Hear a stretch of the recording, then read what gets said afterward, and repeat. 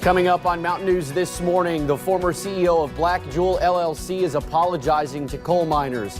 And police in Richmond arrested 3 teens after a shooting that left 1 man seriously injured. Plus, arrests were made in connection to a video spreading on social media that showed a dog being punched in the face. Dedicated to Eastern and Southern Kentucky, this is WYMT Mountain News This Morning. Good morning. It is 4:59 on Thursday, August the 1st. I'm Will Puckett. Thank you for tuning in to Mountain News This Morning. Well, yesterday some people got in on the action, but luckily it skirted around us down there in Cumberland. Brandon, it was like you were watching out for your hometown. That's right. I was watching it on radar. Me and Paige were talking about it when it came through, and it was just to the west of Cumberland.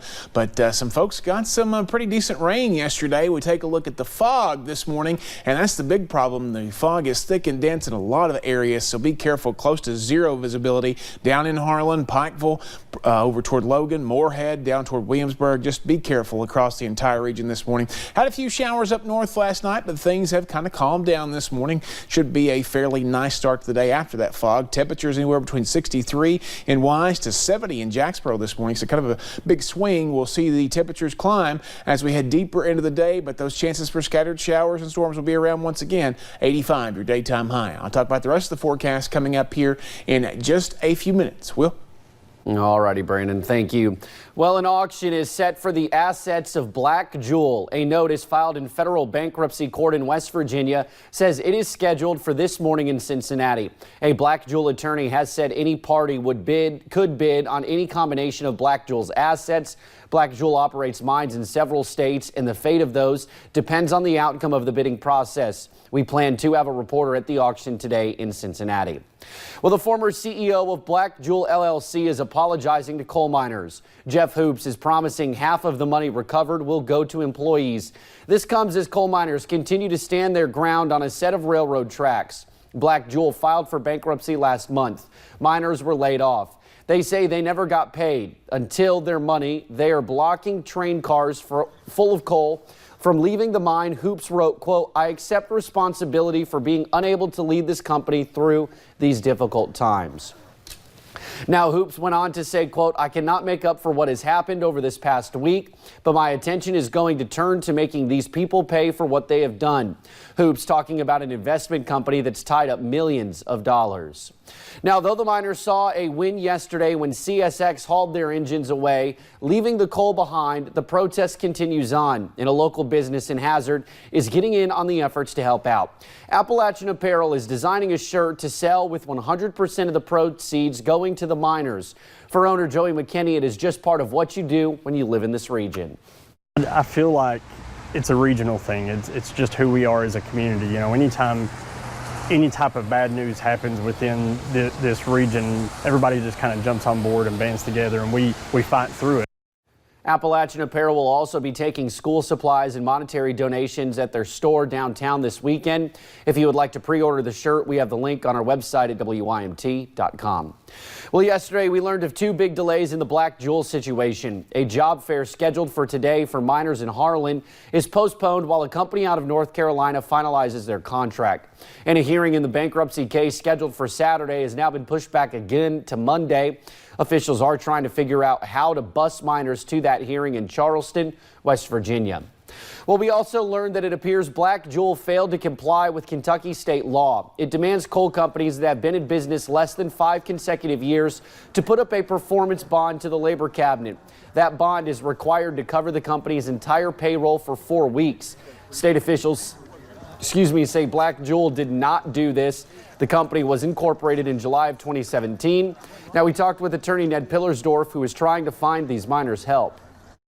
The pleading we filed essentially says this is not a real bankruptcy. They're not broke. They've just shifted a bunch of assets around, and that Lexington Coal and Black Jewel are the same, and that this is just a scheme to beat these miners out of their wages. Yesterday, Congressman Hal Rogers released a statement about the situation. He said, quote, "In part, I've been in contact with the U.S. Department of Labor, and they are working to support the Kentucky Labor Cabinet's efforts to investigate this issue and help displaced employees find new jobs." We do know Labor Department officials talked with miners later yesterday. Well, authorities say there was a massive explosion in Lincoln County earlier this morning, killing at least one person. The blast set several homes in a nearby trailer park on fire.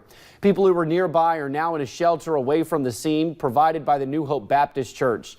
The Lincoln County Sheriff's Office says the explosion happened near Junction City. The Perryville Fire Department says initial reports are that a gas line ruptured. People in the area are telling our sister station WKYT the resulting fire can be seen from miles away. In Boyle County, emergency managers there have ruled out a plane crash as a cause. This is a developing story. We will continue to update on air and online as we learn more. Now, Richmond police arrested 3 teenagers following a shooting that seriously injured one man Tuesday morning. Officers found the man shot in the chest. The victim is in critical condition. Investigators have not released his name. As for the names of those teens, they are all minors, so that is not being released at this time. A video is going around on social media that shows a dog being punched in the face. It is hard to watch, and we're not showing very much of it. Laurel County deputies say they have identified 2 people in the video. One of them, a 17-year-old, is now facing charges. Garrett Weimer has more. We're told it happened not far from here, near East Bernstadt. Even though many folks in the area here know the names and what they believe happened, officially, investigators still can't say much because it involves a 17-year-old. It doesn't matter what their age is to us. We think this is very horrible, and we're going to prosecute it to the fullest extent, no matter what the age of the individual that's involved. That teen and one other person were questioned for hours inside the sheriff's office. It all stems from this video that surfaced on social media and quickly sparked outrage. We won't show you the punch. It's disturbing to see and hear. I spoke on the phone with a woman who didn't want to talk on camera because of just how tough this has all been. She told me for the past few days she had fed that dog, a hungry stray, and tried to show him love.